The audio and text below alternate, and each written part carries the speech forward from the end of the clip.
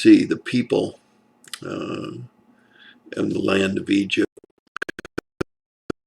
come down from Canaan. They run out of money, and they have to sell their cattle and their livestock in order to get the food that they need. And then they run out of money again during the famine, and they have to now sell their land and themselves to the Pharaoh.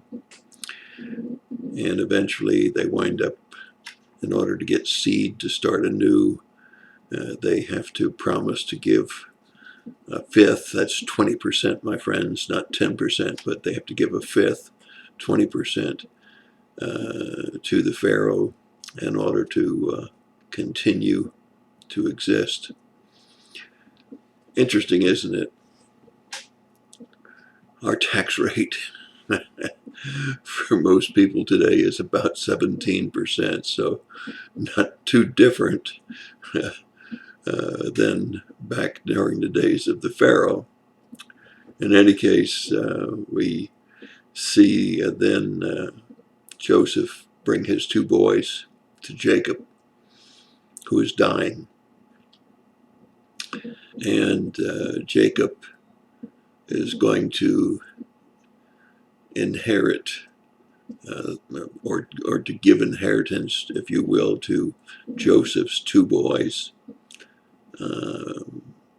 And this is, I guess, to make up for the fact that Joseph was sold into slavery, and he wanted to make sure that Joseph was rewarded for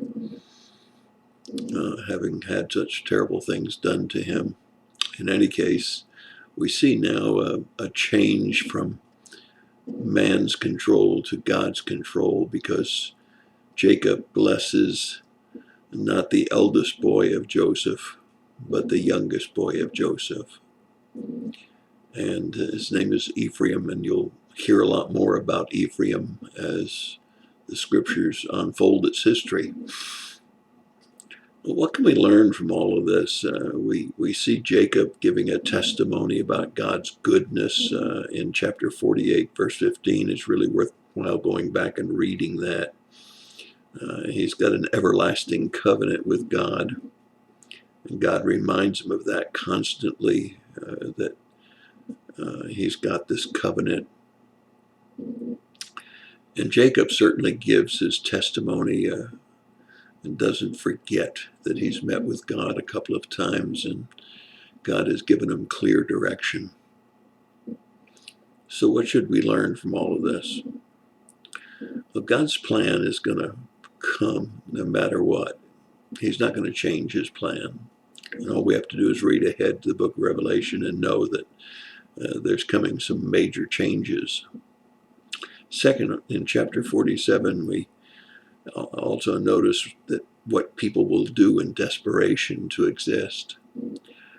I think it's very important for us as we live in this evil, wicked world around us to remember what people will do if they're really pressed, what desperation, what all they'll sacrifice in order to exist.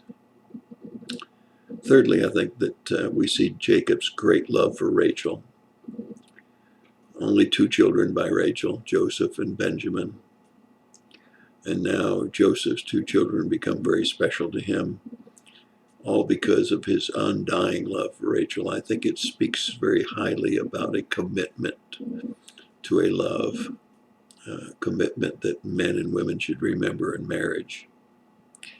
And finally, I think that we need to remember that we need to watch now. Why did Jacob bless Ephraim? Was it totally God, and was it God's plan for Ephraim to be the controller of the events of Israel? Well, God is in control. We may not understand all of the actions he takes. We may not understand the people that he selects in order to accomplish certain goals. But we need to really believe that God is on his throne and his will be done, and that he is faithful to his promises, and he will bless those who are righteous before him. Not that it'll always be easy,